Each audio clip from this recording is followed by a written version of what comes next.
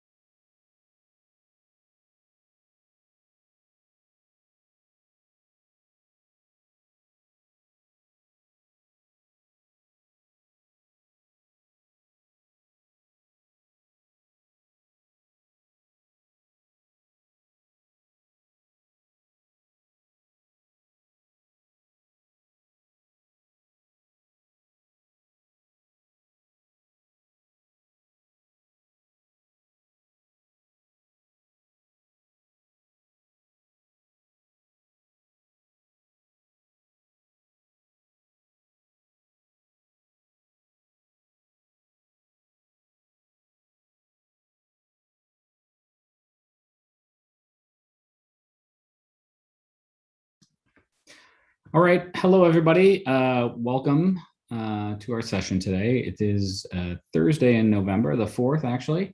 Happy everybody for taking the time to, or I thank everybody for taking the time to join us today.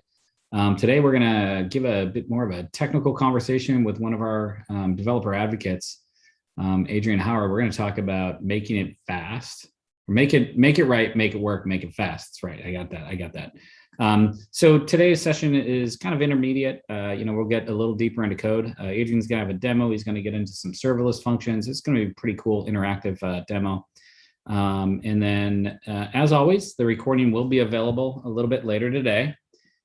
So please do go check out our YouTube channel. But I welcome everybody, no matter where you're coming in from. I think there's this official channel, but there's also people on YouTube, LinkedIn. We stream in a couple different spots. So if you have questions, I know we have a team that's monitoring those various different channels. So please do feel free to ask questions in any channel, and we'll get them into Adrian along the way. So, okay, with that, so Adrian, you want to join me? Am I on video? Oh, here. I think we both should come on video now, buddy. Oh my goodness. Hold on just a second. Inside Adrian's mind today. I know. If anybody has the Logitech Tech camera, then you know my pain. Do I need to bring it in close to me too? I mean, I don't have that camera, but I get really welcome, Adrian. I always like to start conversations with an extreme close up. I really feel like it breaks the ice. Really get to know what's going on inside my head because you can see it. You can actually see into the brain. Yeah. Hi, everybody. I'm Jim. I am the principal product evangelist here at Cockroach Labs. I talk a lot about cockroach all the time, I guess. That's what I do. Cockroaches are my life. And Adrian, do you want to just give a quick intro of who you are and what you do here? Sure. I'm Adrian Howard. I'm located in New York. I'm a developer advocate at Cockroach Labs. I was previously a developer, and I still like to do a lot of that stuff. And if you hear any noises like squeaks or rattles or anything in the background, that is my 7.5-month-old corgi who loves to interact with videos by making noises. Well, and it's probably the loudest when you're on a live stream or something like that, right? I mean, yeah, he just doesn't understand why I'm talking to people who aren't there. So I think he's just trying to grab your attention, and he can't. Hi, Atticus. Exactly right. I had a dog, and Muddy would literally be all over me whenever I was live. Otherwise, just sitting there docile in a corner, no problem, right? So they have the sense. They have the live sense. All right. So welcome, Adrian. Thanks for doing this today. Y'all, this is actually, I know, Adrian, you presented this talk previously, right? Yeah, a couple of weeks ago at All Things Open, actually live in front of an audience. It was surreal. It's happening again, but it is recorded, and I believe we tweeted out a couple times. But we can get a link for that after this, I believe. Yeah.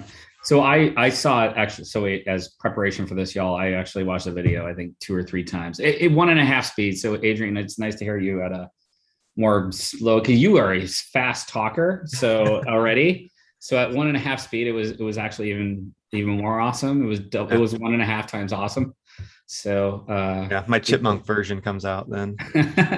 So we're gonna do our best to do it as if I was your live audience, Adrian. So the theme today, y'all, is make it work, make it right, make it fast. I love this quote. This is Kent Beck. You brought this to me from Kent Beck. And it's funny enough, I go way back with Kent Beck, back when I coded, way back in the last century, I think.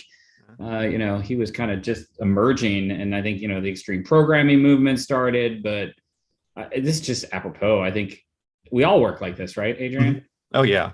I mean, I feel like as a developer advocate, like creating a lot of sample apps, like I get stuck in this make it work. But like I've recently been a part of multiple startups. I mean, I guess Cockroach Labs included. But you hear this a lot: the make it work, make it right, make it fast. And nowadays it's especially important because you always have to prove like what you're doing and like, is this worth doing? Well, can we make it work? And then we have to remember to go back and like do the other two steps. Right. Yeah. Honestly, I think the reason that what am I doing here? Let me just stop sharing.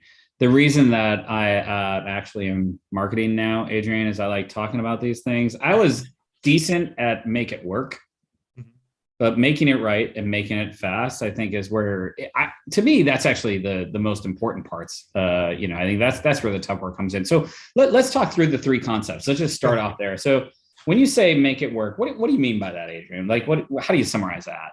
Yeah. So like, basically, we're trying to make sure that the problem we're trying to solve is solvable. So we're going to be putting it out there pretty quick. Like we're going to have little to no tests. It might have poor performance. There could be a lot of cruft code, and really like focusing on these happy path solutions, like making sure we can do it. And we always say that like in this phase, like, you shouldn't push code to production, but it happens. Right.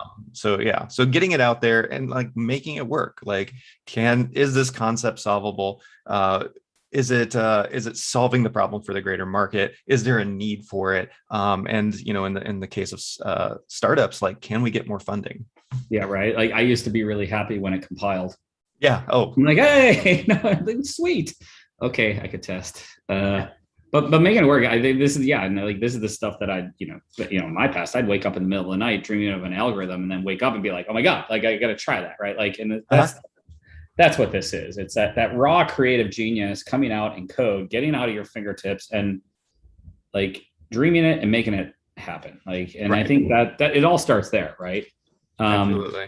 But then the rough start, the rough stuff begins, right? Like, so how about make it right? Yeah. So this is where you want to go back and you want to start including tests. You want to make sure you're using proper syntax and good naming conventions. Any code that you've hard coded, you really want to get that out of there. So like, many times if I'm connecting to an API, but like in my kind of test one, I'll just like hard code what the response will be, so I can cut that part out. But going in and like actually connecting to the API, actually pulling information back from the database, anything that would be hard coded, just take that out, and then start thinking about edge cases. Because what we're trying to do is we're trying to make our code as bulletproof as possible and production ready. Yeah. I'm definitely one of those developers who just basically just stub things in. And you got to go back and find all that stuff. I also think it's commenting, right? I mean, yeah, absolutely. God forbid, right? Like let's explain to people what the thing is doing, right? I think that's actually pretty important. Improving maintainability, yeah, absolutely. Yeah. Again, I was kind of horrible at unit tests and these sort of things. It's it worked, you know what I mean? But I think this is the stuff where the shortcuts happen, right? And the shortcuts, that's what'll kill you. It's the shortcuts, and honestly, like, you're a dev advocate, right? So you kind of don't do the full iterations. You aren't actually, I don't want to call you out, Adrian, but that's kind of the luxury of what you do, right? Yeah. I mean, I used to do all of that stuff. But now, like, I'm focusing on like specific aspects of an application, right? Like, I'll do some things that like bulletproof those pieces, but really like people are looking at those as examples. Maybe they'll copy and paste it out, but like it's really to get the concept across, not to like have something that's going to run forever. Right, exactly. So, well, y'all, if anybody's dialing in from Sweden, if you are a customer of Telia Mobitel, I'll tell you right now, there's a product plan called the Walker plan that I believe it's hard coded in that software somewhere still. I don't know, like don't quote me on it, but I don't know. Atticus just woke up Oh and was yeah, like, hey, what Jim? Yeah, we got an appearance. Hey, exactly. So I think that yeah, there's I'm sure there's production code somewhere with my anyway. We all do what we do, but then I think where it gets really difficult then is to make it fast, right? Because like God forbid your app lands on the front page of Hacker News, right? Like, I'm going to be happy. Oh yeah. Me and JP and the team over in the marketing team, are like, dancing around, but that's where it gets really tough, right? Oh yeah, because that was part of my talk is like, it was like and in marketing, and I had like the gif from The Office where he like Michael's celebrating and like shaking up and spraying the receptionist, and like everybody's excited because that's a dream of marketing. Like, how do we get to the front of the orange site? Like how do we get up there? Because then everybody's going to know us, and that's like ultimate awareness. Like even if it's bad, it's still kind of good. And so marketing is happy, but like meanwhile in like engineering, like, and I had like this gif of like like, yeah, right. I want to be happy, but like the anxiety is there. Like what could go bad, what could go wrong, and like, if you just make it work and put it out there, and then people discover it, like, what are all these things that could happen? Like, was it built to scale? And when we talk about make it fast, we're also talking about make it scale. So like, is the web server we're using going to hold the load? Is the database that we're hooked up to going to be able to handle all those reads and writes that are coming in? And things like that. So there's like many points that, the code's not bulletproof. The application's not bulletproof at that point. Right. And Adrian, it's the corner cases, number one. Like, honestly, like I think the hardest part about any software development cycle is the corner cases. You don't know what they're going to be. It's the unknown unknowns or whatever that is. Like, that's the stuff that's tough. But often it's kind of like do you have the experience to scale the system, right? And like, you're just a developer, right? And so I think that's kind of there's kind of a lineage of like you get this thing and then you get some popularity and then you got to get it to like the profit, right? And so like how do people go through that? How do you think through that if you're just the lone developer? Yeah. So like it's more about like, it's more than just like making the code run faster. That's where you have to like think about how can I make this more testable? Like how can I make this more extensible? And how can I make this code valuable to the user? So like you really have to like get outside of the box. Like we're now off the happy path, right? Like that's the easiest thing to code for. And I think, a lot of it's going to be discovered as you start getting, as people start using it. Yeah. Yeah. The happy path is the algorithm in my dreams. Like literally the dream, like the literal algorithm that you like, oh, I got it. And you wake up and you have like some scribble pad of like, some boxes. Oh my God. Right. So, we've talked a lot about this over the past couple of weeks here at Cockroach Labs. Oh gosh, over the past year, but we talk about serverless, and is this the path forward for simple apps that you don't have the experience, you don't have the expertise to do these sort of things, right? So, I don't know. How do you describe serverless, Adrian? Yeah, so we had a very good blog post that was put out by Michelle here at Cockroach Labs, and for this presentation, I just grabbed some of the information from there because it was just I thought it was spot on. So it's like serverless is the next logical evolution of the cloud computing platform because it enables even more efficient use of limited resources, time, money, and developer brain power. At the beginning of my career, like I was mostly a front-end engineer. During college, like I got made fun of because they said that like web applications are just a fad. And meanwhile, they're making less than me working in their gaming, their gaming job. Yeah. But like, it's prevailed, right? And so it wasn't until, Node came along that I really started doing back-end development. But then even then I was like, well, what do I do with this? I can run it locally. It works on my machine. But like, I would have to throw it over a fence to like get it deployed anywhere. Right. And even before that, like if I needed an API, I had to like throw that over the fence and see what came back. So it's slowly enabling me to like complete the whole process. And where serverless came in, like I no longer had to worry about like, is there a virtual machine that this is going to run on? Does it have enough resources? Is it going to scale? Because, working in serverless with serverless functions, those will handle that for you. While I only have to think about like a single function, right? A single piece of execution. And then now we have serverless databases where I don't even have to think about the database. Like I know how to use SQL, I'm getting better at it, but like I know how to use SQL, but that's really all that I as the developer require. And so there's like 4 fundamental principles for serverless, and that's hands-off service, automated elastic scale, consumption-based billing, which I really love because I'm cheap. Like I do a lot of things on the free tiers. And if you are out there and you have a free tier that's generous, you're my best friend. Like we're using Netlify for this demo coming up. And like for like my streams, I'm using like pusher channels, and like I haven't had to pay for any of it, but hopefully I'm like advocating enough for it whenever I talk about it that they're getting some money from someone. And then last, built-in resilience and fault tolerance. Right. Yeah, and I think those, it summarizes like the concepts behind serverless pretty well. I think there's a lot of talk about serverless out there right now. Mm-hmm. It's kind of like cloud computing 5 years ago or something. Like people are talking about it, but who's really doing it, right? And so, but I think there's people that are out there doing it because there's real value in that, right? Like I don't know of a developer that really wants to deal DevOps. I'm sorry, but there's like I just don't. We love our DevOps friends, right? I don't want to do it.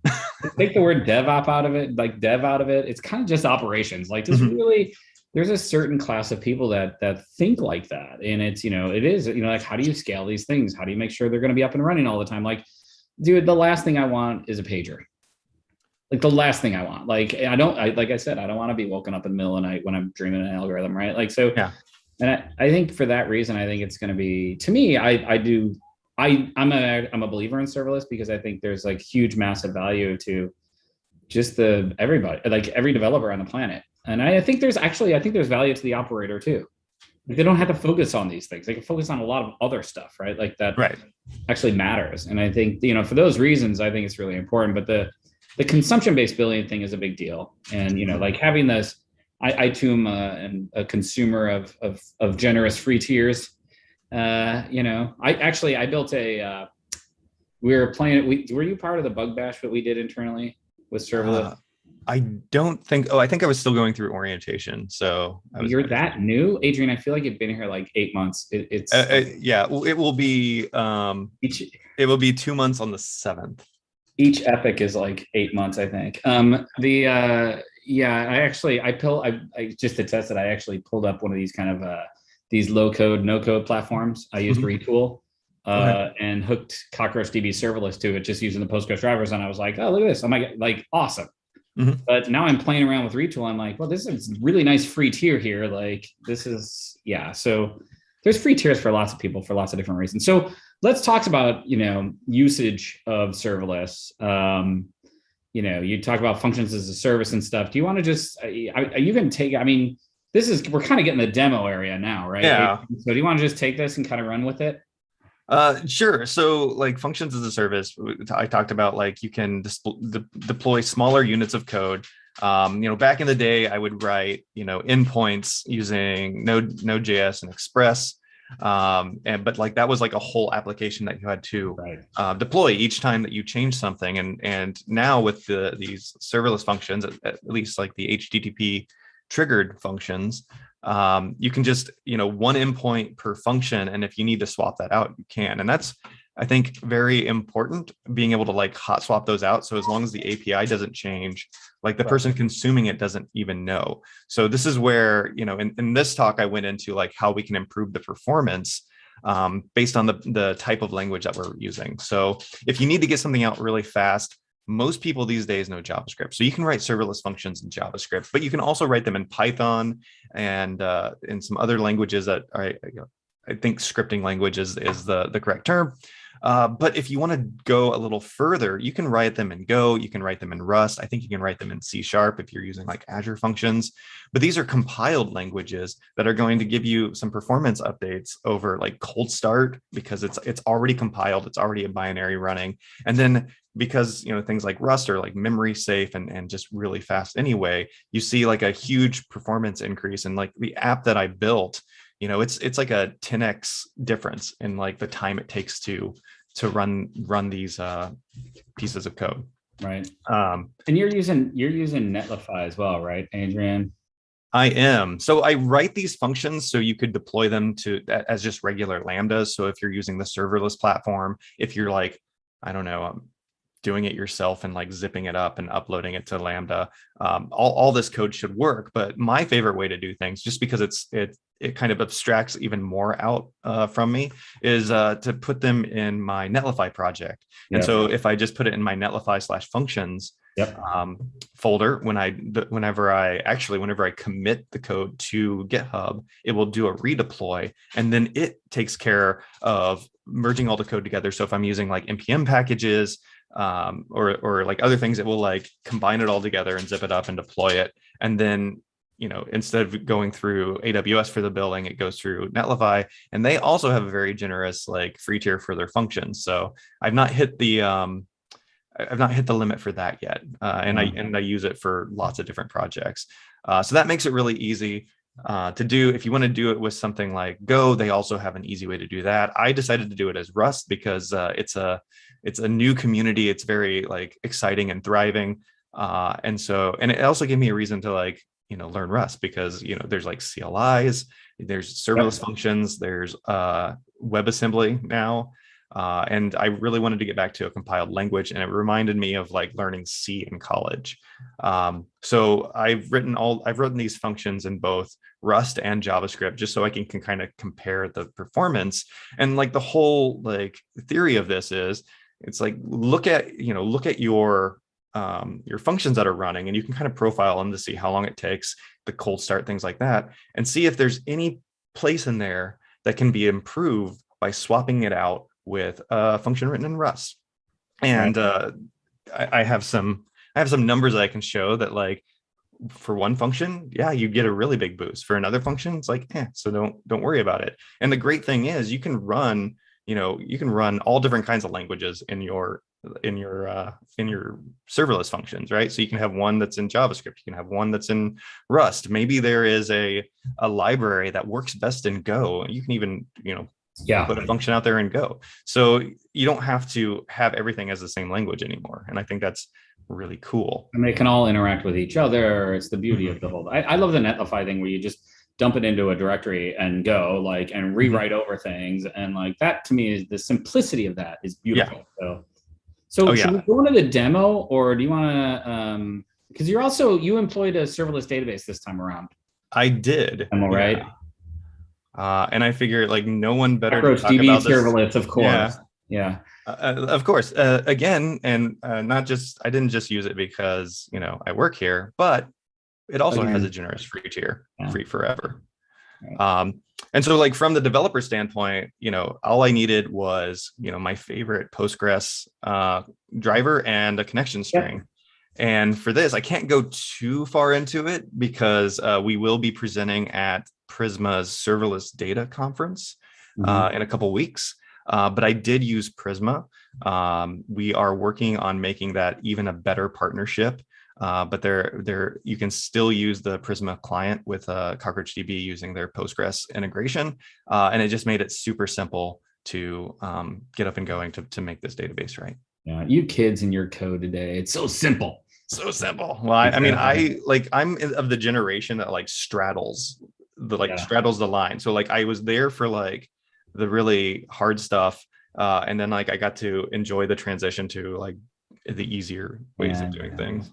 God forbid you ever have to collect some garbage. Well, like my learning language was Java, and like there you go. It had a garbage collector. So exactly. But like I did have to go through the pain of like, I created an application that read files off of a floppy disk. Yes, a floppy disk. It was a Fair enough. FAT12 program, and like you had to clean up there, or like the only error was segfault, and then just a lot of tears on my side. All right, you two can say, "Hey, you kids, get off of my lawn." Yeah. What? So do you want to go into? Should we demo? Yeah, I'm trying to get the desktop pulled up. There we go. This is the first time that I'm using Zoom on there, so it just prompted me for Oh, you got the permissions thing. The permissions thing. Yeah. So sorry. let's see. God forbid these things just work. Right. Permissions. And this is why I think this is why I was born, because I am this person for my family to go in and actually help them do all these things, by the way. Okay. Several other people like that. Do we see it? Yeah, I got you now. All right, cool. Yeah, I've still got some like screen recording things. Yeah, you're fine. We don't see any of that though. Okay. Yeah. Great. So for the demo, all right. So it's an interactive demo, and when thinking about like what to build, I wanted something that would going to have like a big enough workload so we could see a difference between like the JavaScript functions running and the Rust functions running. I also wanted it to be interactive, and I thought, like, what's a good way to like kind of show the scale needed? And so of course I went to webhooks, because I love webhooks. Ever since I learned about them at SparkPost, because that was the way we delivered email data to people. So I've started using those. And speaking of things, places with good free tiers, Twilio is one of my favorites to develop against. And it also makes it nice and interactive. So if you're out there and you want to try out this demo, you can text your GitHub username, just your GitHub username, to this number. And it's going to, sorry, I totally just ruined your next slide, because I'm like all showing it. Exactly. Yeah. But it's going to take that information, access the GitHub API, grab some information, generate you a nice image. And you can see that this response comes from the JavaScript function. And so whenever I did it live, I was like, now keep in mind how long it took from the time you hit send to when you got the response. And so this is what we're trying to fix, right? Like the time it takes to do these things. And with this demo, it's actually just two different serverless functions. So I've got like a nice little diagram here of what's actually going on. So our first function is what I call the Twilio webhook receiver. So we've got, I like to call her Brittany, like she's got a ponytail and she's texting, and that just feels like a Brittany to me. But Brittany sends the text with her GitHub username, and it goes to Twilio, and Twilio will receive that and then post that to my Netlify function. So doesn't matter if what it's written in at this point, like the Netlify function needs to do these three things. It needs to verify the signature. And so what it does is it looks at the header information to grab a signature, and then the function will calculate a signature based on everything that's given, make sure that those match. So what we're trying to do is root out anybody who's trying to like spoof your application, say that they are Twilio, and send the message over. This is just good practice. If there is a signature verification that can happen, I do this with Twitch webhooks as well. Just go ahead and do it. And in some cases, if you need some code, I can give you some. And then it's going to write to the database. And so we're writing not your phone number, because I don't want to get in trouble with like, PII information or PPI information. Along with the webhook comes information about the location of your phone number. And so I thought that would be cool to like save that and maybe do like a map later displaying like all the people who have done this, and see like where they're at location wise. But it's to the location of your phone number. So my phone number is from Indiana, but I don't live in Indiana anymore. So if I was to do this, it would still show up with like Indiana information. So if you got like a number and then moved across the country, like it's not going to show your actual location. So we're writing that data to the database, and then we're returning some TWIML. Twilio loves their XML, and this is what it looks like. So we send a response message with a body. In this case, it's just hello world. And then we can also give it a media tag, which will return the image. And so what we're putting in that media tag is actually the address to another serverless function. And that's the function I'm calling the image generation. So the URL that we're giving it is this this big URL at the top with a username parameter, which is we're just passing over your GitHub username that we got from that first function. So the first function doesn't do as much. The bulk of the work is happening in this function, which doesn't write to the database, but it's responsible for grabbing your GitHub information and actually generating the image. So Twilio is actually what's calling this function, and it's issuing a Git. And so it gets the image and then it returns it to you. So for you to get that response, it's got to go through both of these functions. And I can show you what that looks like. By the way, the time it took, Adrian, was my unofficial clock in my brain was about 8 seconds, just so you know. Yeah. I feel like that's a lot. It is. Yeah. Because you're just like I don't know. I want things that are instant. I'm impatient too, dude. I was like, I respond. Okay, so this is my project that there's a lot of things in here, and at the I have a slide that has a link to my GitHub repo, so you can see how all of these things are done. But for our JavaScript functions, inside the Netlify functions folder, I got information like my certs, and then each one of these is actually an endpoint. And so any file that you put, it's going to say it's going to be located at your site /netlify/functions, and then the name of that function. So we have a generate _image_JS function, a list function, which I just put in there for like testing, and then a webhooks _Twilio_JS. Yeah. But then what I do to make it easier, and this is important for being able to swap these out very easy, is in our Netlify TOML, I can do some rewrites. So right now, or some redirects. And so what I say is the URL that I'm going to give like Twilio to use is going to be /webhook/Twilio. And then it will be redirected to this function. So you can see like this is the function URL right here. But if I wanted this to use the Rust function instead, I could just comment this out and uncomment this one. And then we're using the Rust function, and I didn't have to change anything in Twilio. So that's what I really like about using these redirects with the functions, because you can just swap things out if you please. So if you want to use one of the JavaScript functions and one of the Rust functions, you can set this up however you want. And so we have our Twilio webhooks. So it's just a simple function. So it's what we're doing is we're exporting a handler, and this is my code to like handle the Twilio stuff for verifying the signature. So it's a wrapper that goes around this handler, and we get an event and we get a context, and then we can do things with it. So here you can see that I'm using Prisma to create this new message row that's grabbing information from the event. So we've got the right. So this is all coming from the text message. So we have a parsed body where we can just pull this out. So the username is actually coming from this body. And then I just trim it to make sure, like if you put a space afterwards and things like that, it's a little clean. It's not the best solution, but it works. Because if you put in like your username and then like a novel, like it's going to think that is all your username. Make it work. Make it work, yeah, especially for demos. And so then we're just writing. I got a nice little try catch, and we want to make sure that we disconnect our client after we're done.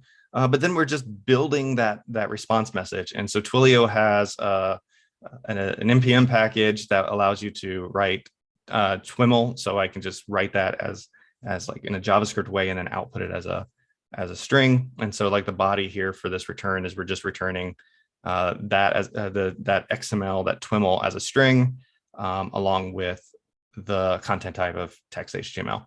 And so what that does is it allows you to do a response.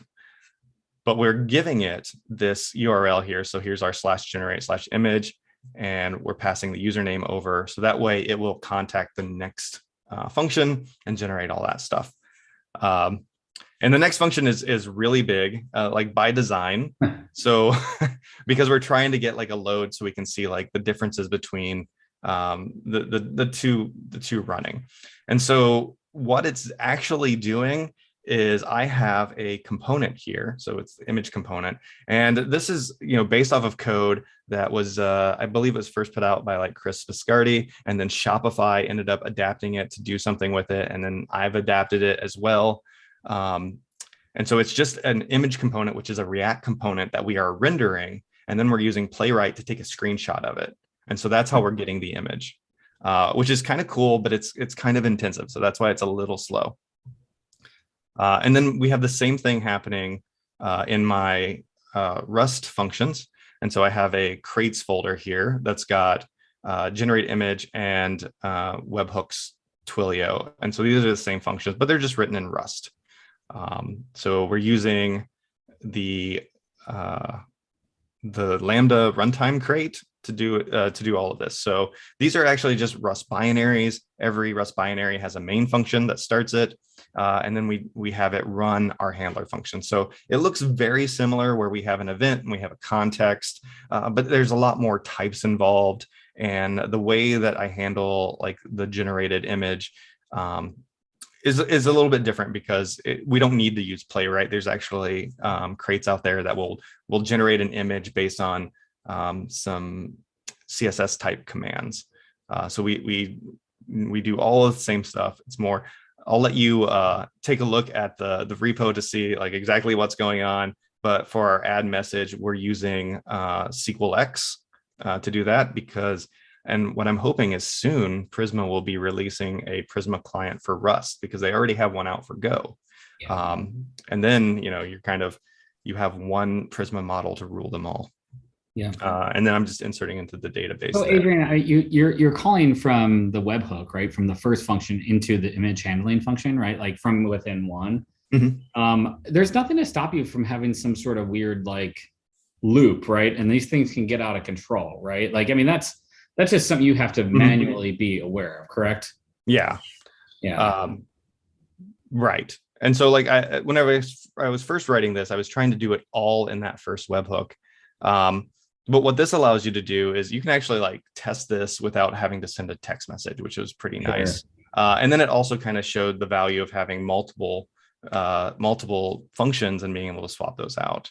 Okay. So what I did at the actual talk, it was I kicked off a build to like switch this over to using both the Rust functions, but we probably won't do that today because it has to go through a build and Netlify, which takes about 8 minutes because you're compiling all of the Rust code. And actually Netlify is working on making that easier to where you can put the Rust crates directly into the functions folder, and it will know to build those and cache all of the artifacts, so that way it will build them faster on the next time. But for now, what I'm doing is I'm just having it call a makefile where it's building it. So I have to build the image component for the JavaScript file to use. But then we are just doing a release build on the crates and then copying them into the Netlify functions folder. Cool. Yeah. So if we look, so this is one morning I had me and a couple other coworkers sending messages to it so I could grab the information. And so you can see information about like how long it's taking for things to happen. So whenever we look at like the Twilio webhook using JavaScript, like it takes 277 milliseconds to start up that function. So whenever the first person hits it, like that's the cold start. Like if nobody had hit it, then it has to warm up, right? It's got to process all that JavaScript and wait. And then it was, 2 milliseconds about, and then you can see the memory usage like afterwards. So like once it's warmed up, if we look at the Rust, it doesn't take as long to warm up. And the duration is, you're not getting that much of a boost, right? So this is where we look at it and we're like, well, maybe we don't need to rewrite this part into Rust. Like we're not getting that much of a performance boost, like once it's warmed up. But if we look at the image generation, this is where we're seeing, kind of like a 4x change. So whenever, because like I mentioned, like in JavaScript, we are rendering a page and screenshotting it on a headless browser. So that takes a lot of memory. You can see that we're using 469 memory. The init time is 486. But then even that duration is very big, right? And whenever we're talking about Lambdas, and not deployed through Netlify, but actually just sitting on Lambda, you're paying for the memory that you're using and the execution time, including the cold start. So whenever I rewrote this in Rust, you can see that the difference is an order of 10, and like the memory is even more than, or I guess also kind of around an order of 10. So like the conclusion of this was we didn't need to rewrite the Twilio webhook in Rust, but it was a good idea to rewrite the image generation in Rust. Okay. Oh, and that's kind of my demo. I do have some resources, so if you want to look at my repo, here it is. This is the Make It Work, Make It Right, Make It Fast is a blog post that I got some of my information about those concepts. The really great serverless post by Michelle is right here. WTF is serverless anyway. And then we have a great little 3-minute video talking about what a serverless database is. Yeah, and Charlie does a great job in that video as well. So, so let me ask you I'm going to ask you a Homer question. I do work at Cockroach Labs. Everybody, I'm sorry, I'm not wearing the shirt, but the value of the database in the context of this, like, we talk about serverless database, and you know what I mean, Adrian, like, is it just the ease of not having to deal with it? Or, I presume, like, great, this thing takes off, it's going to scale with you, right? Mm-hmm. Right.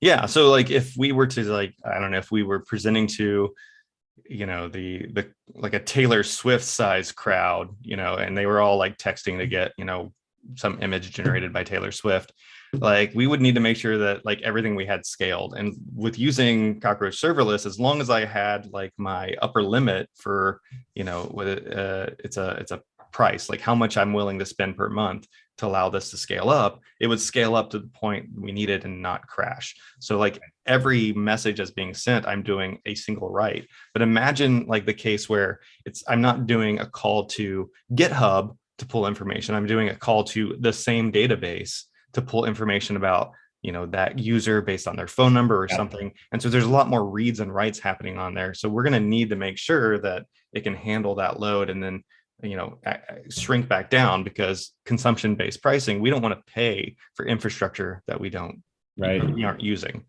My example there is like, I use this for like my Friday streams, but like, I stream on Friday, the rest of the days I shouldn't be paying for. Exactly. And so, and during the times when you hold this talk, it scales ups and down. It's on or off. Like, why pay for the dormant compute of a database that you're just not using, right? Mm-hmm. Like, and I think that's the funny part. Like, because I'm sure you're going to do this demo like 18 times, right? You're probably, every time the database spins up and it just goes away. It's and I think that's the beauty of it. Something at this scale. I mean, but then again, if it's a Taylor Swift concert and you're doing this demo at a Taylor Swift concert, I want to be at that show, Adrian, because something has gone awry with Taylor Swift. If you're out there doing this there. Well, I would obviously it would be a different image generated. Like I would also I'd have to work very closely with Taylor to make sure that this was tailor made. Show. Hey, cardigan sweater and all. Cool, dude. That's awesome. Thank you for that. Mm-hmm. A great demo, Adrian, and thanks for walking through that with us. And again, there's tons of resources out there for people to go off and do this. So you saw some of them there. Any other kind of parting words, Adrian, before we take off?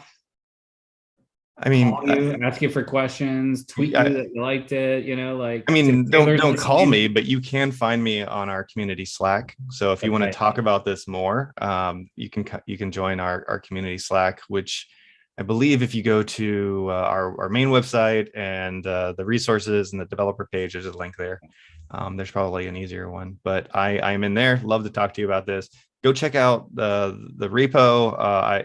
Pull requests are welcome. If you want to see what this is like with, using Go, like I'd love to see that. Things like that. Oh, cool.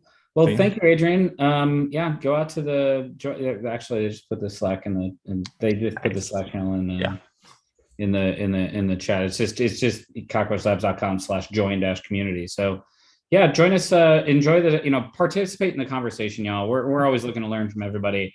People like Adrian, Rain is out there, Lisa, myself. There's lots of people in that, and I think we're growing that community pretty quick. And we're really excited to engage with everybody. So if there's any other questions, whatnot, that is the best spot to engage. And I hope to see you at a Taylor Swift concert soon.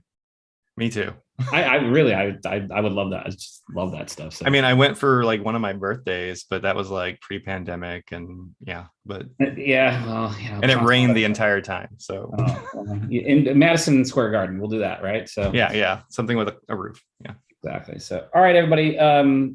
Well, thank you everybody for joining. Atticus, I hope you finally fell asleep over there. Oh, he's out. That's good. All right, Adrian, thank you so much for this.